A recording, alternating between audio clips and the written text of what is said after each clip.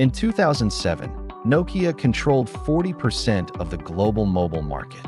They had the most money, the best engineers, and a brand name that was synonymous with the future. Today, the mobile division that once defined a generation is a ghost. They didn't go bankrupt because they lacked technology. They went bankrupt because they were too afraid to use it. There is a specific moment in this story where a single decision sealed their fate forever. And it's not the moment you think. To understand why a giant falls, you have to understand how it stood so tall in the first place. In the late 90s, Nokia wasn't just a phone company. They were a symbol of national pride for Finland and a titan of European industry. The leadership had a mindset of total dominance. They believed they had already cracked the code of what a human being wants from a handheld device. The market believed that the phone was a tool for communication, and Nokia was the best at making that tool. But while the world saw a sturdy, reliable brick, a silent rot was starting in the software. Nokia's internal culture was built on hardware perfection. They obsessed over battery life, signal strength, and the tactile click of a button. Software was treated like an afterthought, a secondary component to the physical shell. There was a quiet arrogance growing in the boardroom. They felt untouchable because their margins were high and their competitors were struggling. But there was one subtle hint that something was off. Engineers inside the company were already complaining that their operating system, Symbian, was becoming a tangled mess of old code. It was like trying to build a skyscraper on a foundation made of sand. The leadership ignored them because the sales numbers were still going up. They were driving toward a cliff while looking in the rearview mirror. This brings us to the ultimate turning point in mobile history. Behind closed doors, the atmosphere was tense. Insiders knew that Symbian was dying. It was slow, it was clunky, and it couldn't handle the high-speed data the world was craving. Outsiders, however, still saw Nokia as the king. When Google approached manufacturers with a new, open-source project called Android, the industry held its breath. Samsung looked at it and saw a lifeline. Nokia looked at it and saw a threat to their ego. They didn't just reject Android, they mocked it.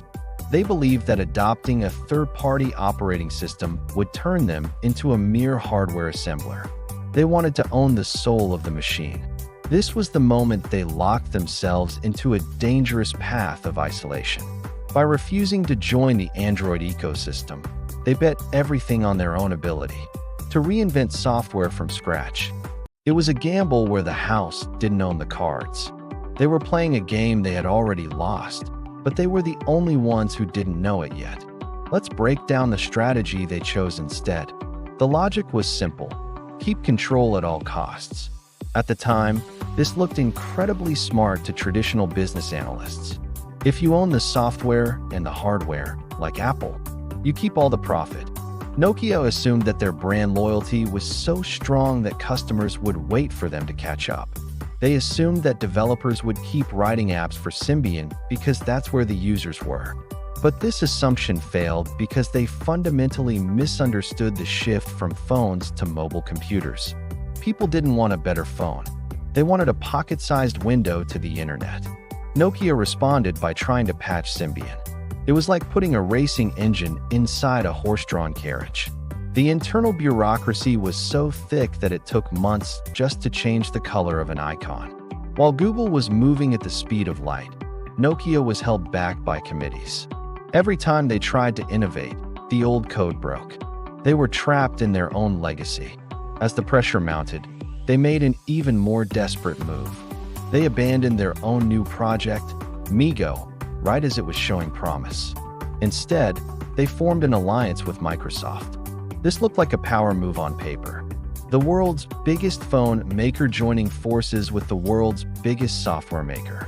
The assumption was that Windows Phone would become the third giant alongside iOS and Android.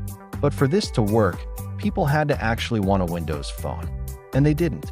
By the time the first Lumia hit the shelves, the market had already moved on.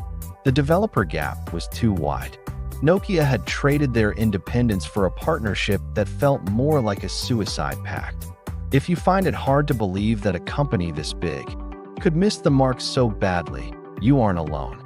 It makes you wonder, was this collapse avoidable, or was Nokia's culture destined to fail? Drop a comment and let me know if you think a different CEO could have saved them. The numbers during this period tell a haunting story. On the surface, Nokia was still moving millions of units. But the growth was hollow. The high-end market, where the real profit lives, was being swallowed by the iPhone. Nokia was being pushed into the low-end, budget market where margins are razor-thin. Investors kept saying yes for a while because they were blinded by the sheer scale of the company. They saw the massive factories and the global distribution and thought Nokia was too big to fail. But the hidden losses were catastrophic. Every dollar they spent on Windows Phone marketing was a dollar they weren't spending on the future. The tension between their massive scale and their lack of sustainability was reaching a breaking point. They were a giant with no pulse.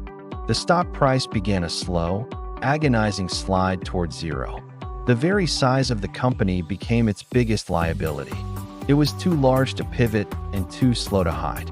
Then came the shocking reality that no one wanted to admit.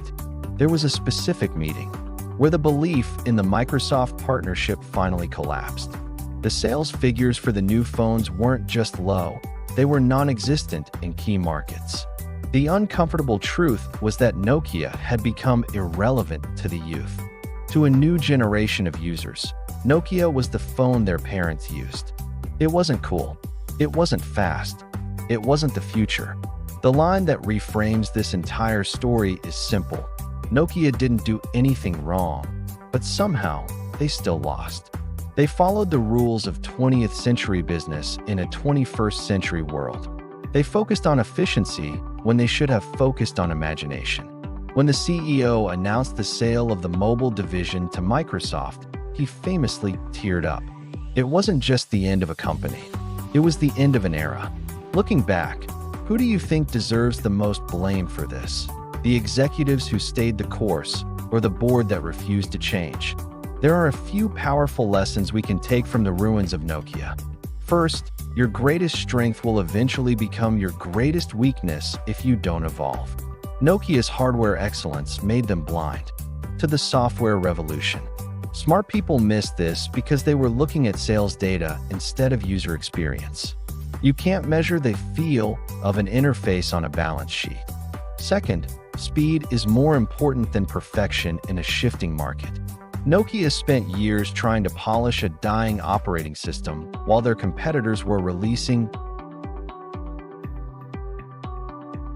Third, never let your ego dictate your platform. By rejecting Android to protect their brand, they effectively deleted their brand from the market.